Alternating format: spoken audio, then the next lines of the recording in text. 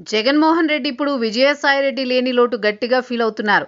దానికి కారణం ఢిల్లీ రాజకీయాలే. జగన్ రాజకీయ పయనంలో, ముఖ్యంగా జాతీయ రాజకీయం, ఢిల్లీ పెద్దలతో సంబంధాల నిర్వహణలో విజయసాయి అత్యంత సమర్థంగా పనిచేసేవారు. ఒకప్పుడు జగన్ ప్రతిపక్షంలో ఉన్నా, అధికారంలో ఉన్నా ఢిల్లీ స్థాయిలో ఆయనకు పవర్ఫుల్ బ్రిడ్జిగా వ్యవహరించేవారు.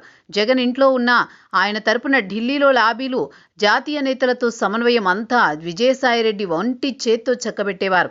ఢిల్లీ నెట్వర్కింగ్లో విజయసాయికి ప్రత్యేకమైన శైలి ఉండేది. కేంద్రంలో కీలక పదవులు చేపట్టే ఐఏఎస్, ఐపీఎస్ అధికారులు, గవర్నర్లు, ప్రధాని కార్యాలయంలోని ముఖ్యులకు ముందస్తుగానే శుభాకాంక్షలు తెలుపుతూ పొలిటికల్ అప్రోచ్ సాధించడంలో ఆయన దిట్ట. అవసరమైతే రాజకీయ పట్టింపులు పక్కనబెట్టి పార్టీ ప్రయోజనాల కోసం సామధాన భేద దండోపాయాలు వాడి పనులు పూర్తి చేయించుకునేవారనే పేరు ఆయనకు ఉంది.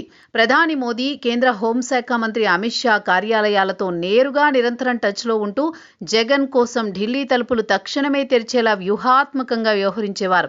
విజయసాయి పార్టీ కార్యక్రమాలకు దూరం కావడం, ఆ బాధ్యతలు వైవి సుబ్బారెడ్డి చేతుల్లోకి వెళ్లడంతో పరిస్థితి పూర్తిగా మారింది.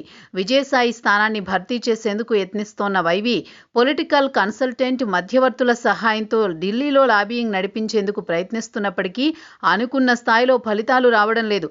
విజయసాయికున్న వ్యక్తిగత నెట్వర్క్, అగ్రెసివ్ డిప్లొమసీ సుబ్బారెడ్డికి లేవు అన్న విమర్శలు వైసీపీ వర్గాల నుంచే వస్తున్నాయి.